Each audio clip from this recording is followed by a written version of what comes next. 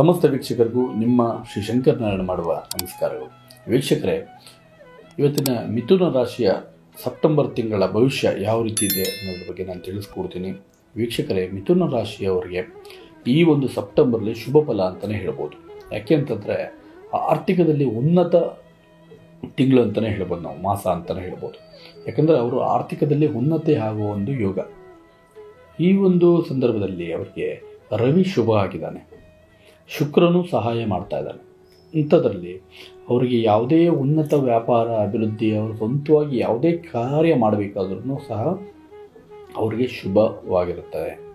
ಅರ್ಥ ಮಾಡ್ಕೊಳ್ಳಿ ವೀಕ್ಷಕರೇ, ಅವರು ವ್ಯವಹಾರದಲ್ಲಿ ಹೆಚ್ಚಿಗೆ ವ್ಯಾಪಾರ ಹಾಗೂ ವ್ಯವಹಾರದಲ್ಲಿ ಹೆಚ್ಚಿಗೆ ಲಾಭಗಳನ್ನು ಬರುವಂತಹ ತಿಂಗಳು ಅಂತ ಹೇಳ್ಬೋದು ಯಾರಿಗೆ, ಮಿಥುನ ರಾಶಿಯವರಿಗೆ.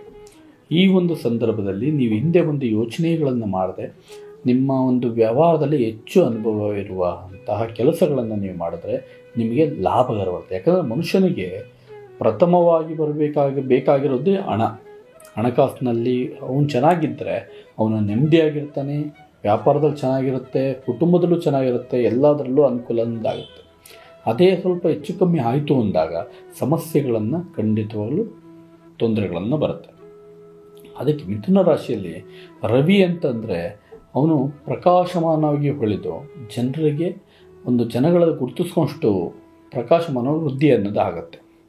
ರವಿಯ ಯೋಗ ಹಂಗಿರುತ್ತೆ. ಅಂದರೆ ರವಿ ಅಂದರೆ ಸೂರ್ಯನ ಒಂದು ಯೋಗ ಸಿಗುವುದೇ ಅತಿ ಹೆಚ್ಚು. ಜನಗಳಲ್ಲಿ ಬಿಂಬತೆ ಆಗಿ ಗೌರವದಿಂದ ಬಾಳಿ ಅಥವಾ ಅವನಿಗೆ ಆದ ಒಂದು ಸನ್ಮಾನ ಗೌರವ ವಿಚಾರದಲ್ಲಿ ಅಂತ ನಡೀತೆ. ಅದ್ರ ಜೊತೆಗೆ ಶುಕ್ರ ಸಿಕ್ಕಿದ್ರೆ, ಶುಕ್ರ ಹಾಗೂ ರವಿ ಎರಡೂ ಜೊತೆ ಆಗಿರೋದ್ರಿಂದ ನಿಮಗೆ ಒಂದು ಹಣಕಾಸಿನಲ್ಲಿ ಅಭಿವೃದ್ಧಿ ಯೋಗ ಹಾಗೂ ಅದೇ ಗೌರವ, ಸಾಮಾಜಿಕ ವಿಚಾರದಲ್ಲೂ ಸಹ ಹಾಗೂ ಸಾಮಾಜಿಕ ಕ್ಷೇತ್ರಗಳಲ್ಲೂ ಸಹ ಇವರಿಗೆ ಒಳ್ಳೆಯ ಒಂದು ಜನ ಬೆಂಬಲಗಳನ್ನು ಇವರಿಗೆ ಸಿಗುತ್ತೆ. ವೀಕ್ಷಕರೇ, ನೀವು ರಾಜಕೀಯ ವಿಚಾರದಲ್ಲಿದ್ರೂ ಸಹ, ಇಲ್ಲ ಕೋರ್ಟ್ ಲಾಯರ್ಗಳಾಗಿರಲಿ, ಜಡ್ಜ್ಗಳಾಗಲಿ, ಪೊಲೀಸವರಾಗಿರ್ಬೋದು, ಯಾರೇ ಮಿಥುನ ರಾಶಿಯಲ್ಲಿದ್ದವ್ರಿಗೆ ಒಳ್ಳೆಯ ಫಲಗಳನ್ನು ಖಂಡಿತವಾಗ್ಲೂ ಸಿಗುತ್ತೆ. ವೀಕ್ಷಕರೇ, ಅರ್ಥ ಮಾಡ್ಕೊಳ್ಳಿ. ಅದೇ ರೀತಿಯಲ್ಲಿ ಸಹ ವಿದ್ಯಾರ್ಥಿಗಳಿಗೂ ಸಹ ಉತ್ತಮ ಫಲ ಅನ್ನೋದು ಸಿಗುತ್ತೆ.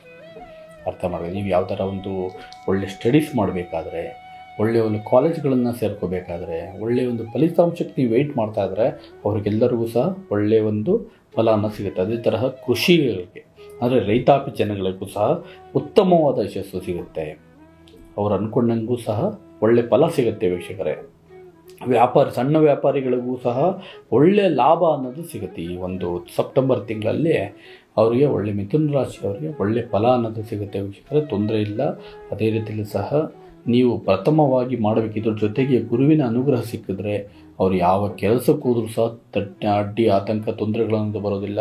ಮಿಥುನ ರಾಶಿಯವರು ಗುರುವಿನ ಫಲಗಳನ್ನು ತಗೊಳ್ಳಿ. ಅರ್ಥ ಮಾಡ್ಕೊಳ್ಳಿ. ರವಿಯ ಯೋಗ ಇದೆ, ಶುಕ್ರನ ಫಲಗಳಿದೆ. ಯಾವುದೇ ಸಂದರ್ಭದಲ್ಲೂ ಸಹ ಆರ್ಥಿಕವಾಗಿ ತೊಂದರೆಗಳಿಲ್ಲ. ಆದರೆ ನಿಮ್ಮ ಒಂದು ಬುದ್ಧಿಶಕ್ತಿ ನಿಮ್ಮ ಕೈಯಲ್ಲಿ ಇರಬೇಕಾಗತ್ತೆ. ಅರ್ಥ ಮಾಡ್ಕೊಳ್ಳಿ.